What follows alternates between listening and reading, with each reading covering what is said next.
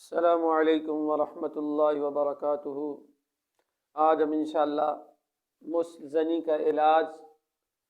جو رسول اللہ صلی اللہ علیہ وسلم نے بیان کیا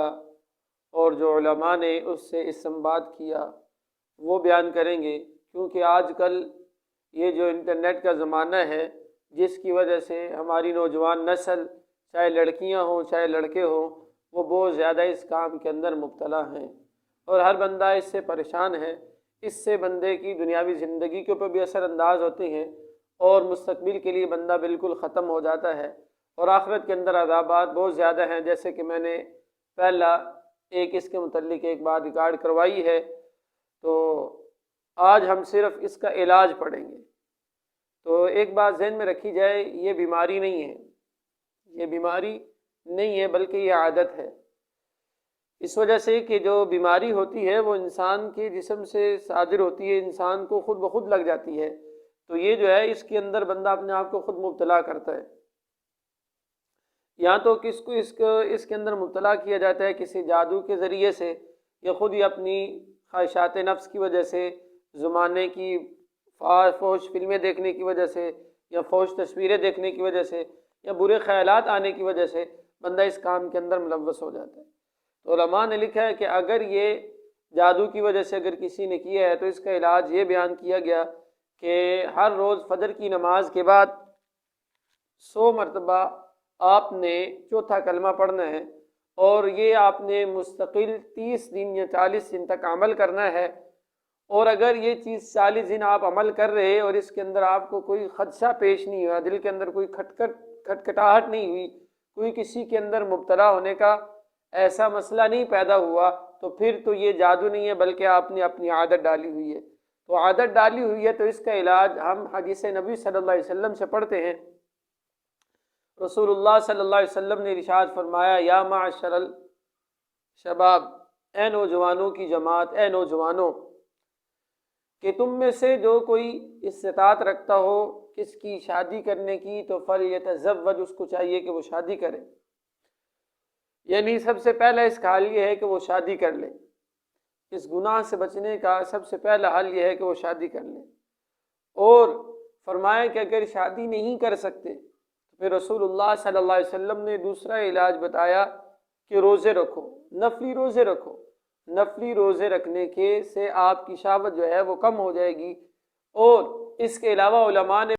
اس کے علاج تجویز کیے ہیں۔ ایک علاج تو اس کا یہ ہے کہ آپ اپنے اوپر جرمانہ متعین کر لیں، آپ اپنے اوپر بطور سزا کوئی چیز لاگو کر لیں،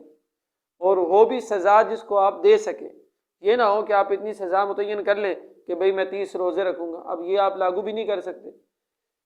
اتنا ہو کہ اس کو سزا کہا جائے، مثال کے طور پر آپ یہ کہہ لیں کہ اگر یہ جرم مجھ سے ہوا تو میں 2 روزے رکھوں گا، یا میں 100 روپیہ صدقہ کروں گا، یا میں 1000 روپیہ صدقہ کروں گا، یعنی اس کو سزا کہا جائے۔ اس کے علاوہ علماء نے یہ بات بھی لکھی ہے کہ اس کو چاہیے کہ یہ کسی اللہ والے کے ہاتھ کے اندر ہاتھ دے دے، اس کے ساتھ بیعت ہو جائے، اور اس کو بتائے کسی عالم دین کے ساتھ، اور جس کے ساتھ کچھ مناسبت ہو اس کو اپنا یہ سارا کچھ بتائے، تو اس کے ساتھ اپنا تعلق گزارے، اس کے ساتھ زیادہ نیک لوگوں کے ساتھ اپنا وقت گزارے، تو ہو سکتا ہے اللہ پاک ان کی صحبت کی وجہ سے اس کو اس گناہ سے عادت اس کی چھڑوا دے۔ اس کے علاوہ جب فارغ اوقات ہوں تو اپنے آپ کو فارغ نہ رکھیں، کسی کتاب کی سٹڈی کرے، قرآن پاک کی تلاوت کرے، یعنی اپنے آپ کو فارغ نہ رہنے دیں۔ جب بندہ فارغ ہوتا ہے تو شیطان اس کے جسم پہ حملہ کرتا ہے، برے خیالات آتے ہیں جس کی وجہ سے انسان اپنی خواہشات پہ قابو نہیں رکھ سکتا، پھر اس کام کے اندر ملوث ہو جاتا ہے۔ تو اپنے آپ کو مصروف رکھیں، اگر فارغ ہیں تو اپنے آپ کو جم میں لے کے جاؤ، جس کے اندر، کیونکہ جب ایسے مشاغل کے اندر آپ مصروف ہوگے تو پھر آپ اپنے صحت کو بنانے میں لگو گے۔ آپ کو پتہ ہوگا کہ میں نے اپنے جسم کو مضبوط کرنا ہے، میں نے جم کے اندر یہ چیز کو اٹھانا ہے، اتنا مضبوط کرنا ہے، تو پھر آپ اس کام سے کیا، تو آپ دوسرے جو صحت کے لیے نقصان دہ چیزیں اس کو بھی چھوڑ دیں گے۔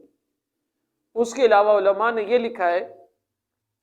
کہ یہ اگر اس کام کے اندر ملوث ہے تو اس کو چاہیے کہ یہ اپنے کمرے کا اور جہاں یہ تنہائی کو چھوڑ دے،